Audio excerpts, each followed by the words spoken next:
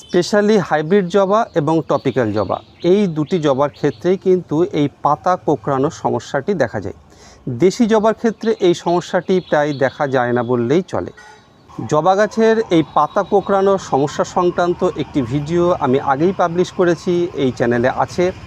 তবুও যারা নতুন করে কমেন্ট করছেন এই সংক্রান্ত ভিডিও দেওয়ার জন্য একটি ছোট্ট করে ভিডিও আমি তৈরি করলাম। আশা করি ভিডিওটি খুব হেল্পফুল হবে।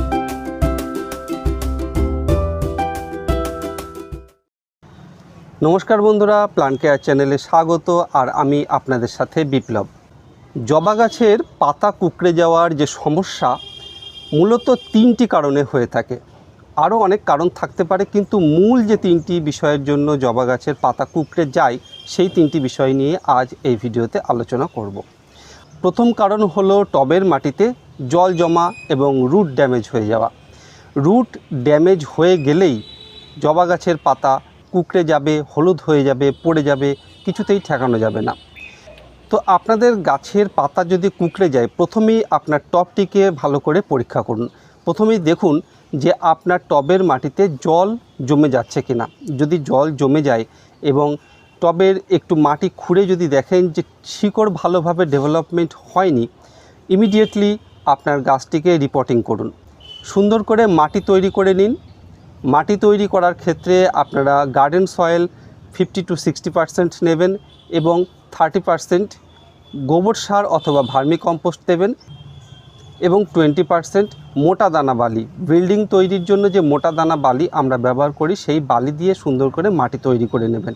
আরেকটি বিষয় মাথায় রাখবেন, এই মাটি তৈরি করার সময় অবশ্যই একটি ফাঙ্গিসাইড, বিশেষত সাফ ফাঙ্গিসাইড, একটি 10 ইঞ্চি পটের জন্য যদি আপনারা মাটি তৈরি করেন তাহলে 3 থেকে 4 গ্রাম পরিমাণ সাফ ফাঙ্গিসাইড আপনারা মাটিতে মিশিয়ে নিয়ে সেই মাটি দিয়ে আপনারা গাছটিকে রিপোর্ট করে দেবেন। দ্বিতীয় যে কারণের জন্য জবা গাছের পাতা কুঁকড়ে যায় সেটি হলো ম্যাল নিউট্রিশন। আমরা জবা গাছে সার ব্যবহার করি, কিন্তু কখনোই মাইক্রোনিউট্রিয়েন্ট যেগুলো আছে সেগুলো ব্যবহার করি না। যদি এই রকম হয়, আপনি শুধুমাত্র এনপিকে ব্যবহার করেন কিন্তু মাইক্রোনিউট্রিয়েন্ট ব্যবহার করেন না, তাহলে কিন্তু আপনার এই ট্রপিক্যাল বা হাইব্রিড জবার গাছের যে পাতা সেগুলো কুঁকড়ে যেতে পারে। কারণ বেশিরভাগ ক্ষেত্রেই এই মাইক্রোনিউট্রিয়েন্টের অভাবের জন্য জবা গাছের পাতা কুঁকড়ে যায়। সেজন্য মাসে অন্তত দুবার একটি ভালো মানের, ভালো কোম্পানির মাইক্রোনিউট্রিয়েন্ট আপনাকে স্প্রে করতেই হবে। এক্ষেত্রে একটি বিষয় মাথায় রাখবেন, সবসময় কিন্তু এই মাইক্রোনিউট্রিয়েন্ট যদি লিকুইড আকারে আসে আপনি স্প্রে করবেন, কখনোই টবের মাটিতে দেবেন না। আপনার যদি মাটির সমস্যা হয়, অর্থাৎ যে মাটিতে জল জমে যায় এবং শিকড় ঠিকঠাকভাবে ডেভেলপমেন্ট হয়নি, সেই মাটিতে যদি আপনি মাইক্রোনিউট্রিয়েন্ট ব্যবহার করেন তাহলে সেই মাইক্রোনিউট্রিয়েন্ট কিন্তু গাছ নিতে পারবে না। তাই সবসময় চেষ্টা করবেন লিকুইড মাইক্রোনিউট্রিয়েন্ট ব্যবহার করার এবং সেটি গাছে স্প্রে করে দেওয়ার। তাহলে শিকড়ের সমস্যা হওয়া সত্ত্বেও গাছ কিন্তু সুন্দরভাবে সেই মাইক্রোনিউট্রিয়েন্ট অ্যাবজর্ব করে নেবে। বন্ধুরা, ভিডিওটি যদি হেল্পফুল মনে হয় তাহলে অবশ্যই কিন্তু একটি লাইক করবেন, কারণ আপনাদের একটি লাইক ভিডিওকে এগিয়ে নিয়ে যাওয়ার জন্য খুবই প্রয়োজন। তৃতীয় যে কারণের জন্য জবা গাছের পাতা কুঁকড়ে যেতে পারে সেই কারণ হলো অ্যাফিডস এবং মাইটসের আক্রমণ। অ্যাফিডসের আক্রমণ দূর করার জন্য আপনারা ইমিডাক্লোরোপিড গ্রুপের যে কোনো ওষুধ ব্যবহার করতে পারেন। সেটি কনফিডার হতে পারে বা অন্য যে কোনো ওষুধ হতে পারে। এই ইমিডাক্লোরোপিড গ্রুপের যে কোনো ওষুধ 1 লিটার জলে 1/2 ml পরিমাণ দিয়ে মাসে অন্তত 3 বার স্প্রে করতে হবে, 10 দিন অন্তর অন্তর।